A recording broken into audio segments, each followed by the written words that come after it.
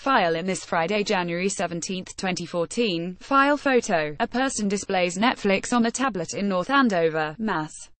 The future of TV may well be a mishmash of streaming services that could wind up costing pretty close to a $100 cable bundle, but that are way too difficult to use. Elisa Mendler, File Associated Press, New York. The future of TV may well be a mishmash of streaming services that could rival the cost of a $100 cable bundle, but that are way more difficult to use. Disney's plan for 2 new streaming services and possibly more is just the latest sign that everyone is jumping into the streaming business. It intends to launch a kids-oriented movie and TV streaming service in 2019 that will pull Disney and Pixar films from Netflix, as well as an ESPN Sidekick service minus pro football and basketball expected early next year. The company is even exploring the possibility of separate streaming services for its Star Wars and Marvel superhero films. All of that will simply add to a cacophony of existing Netflix-style video services that let you watch what you want, when you want. More are probably on their way, as entertainment companies see profits in controlling not only the creation of their films and shows, but also their distribution. The downside: potentially bigger bills, and more work for people who just want to find something to watch. Ultimately, for consumers, it means that experience is dreadful, says Paolo Pescatore, a vice president with research firm CCS Insight.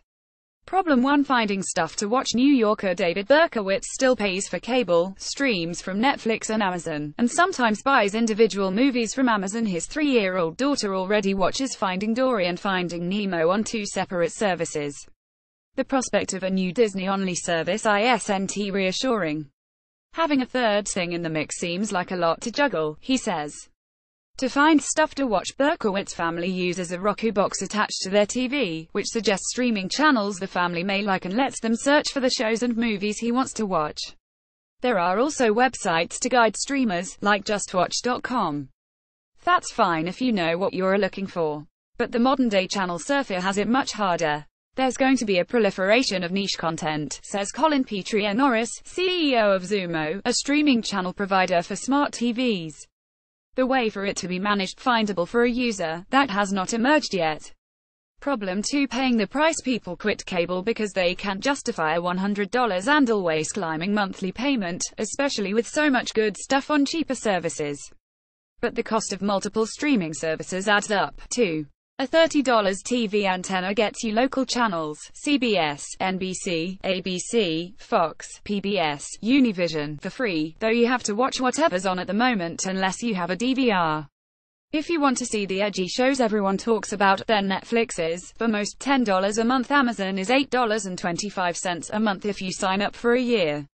Hulu starts at $8. HBO Now, $15.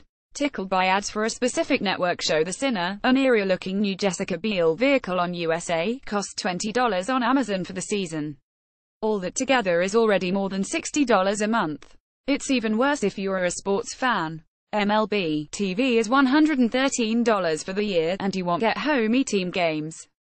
Berkowitz says he's curious about the Disney service, especially since he expects to save money by cutting cable. For us, if it's $5 a month, it'll almost be like that impulse buy, go to a store and pick up a candy bar, he says. Disney hasn't settled on prices yet, saying only it wants an affordable service that's broadly appealing.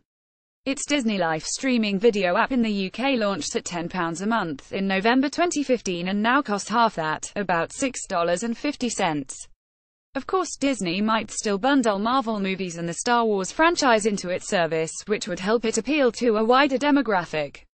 For kids programming, there's already a lot out there. Much of it is free. Darcy Hanson, a communications consultant and stay-at-home mom in the Dallas suburbs, has 2 kids under age 5 whose favorite show, Sheriff Callie's Wild West, is a Disney series on Hulu. But a Disney app isn't a must-have for her. Her kids already watch all sorts of things on YouTube and on the free PBS Kids app, and they have Netflix too, Hanson says. I don't think Disney has a monopoly on children's programming, in our house at least. Copyright 2017 The Associated Press. All rights reserved. This material may not be published, broadcast, rewritten or redistributed.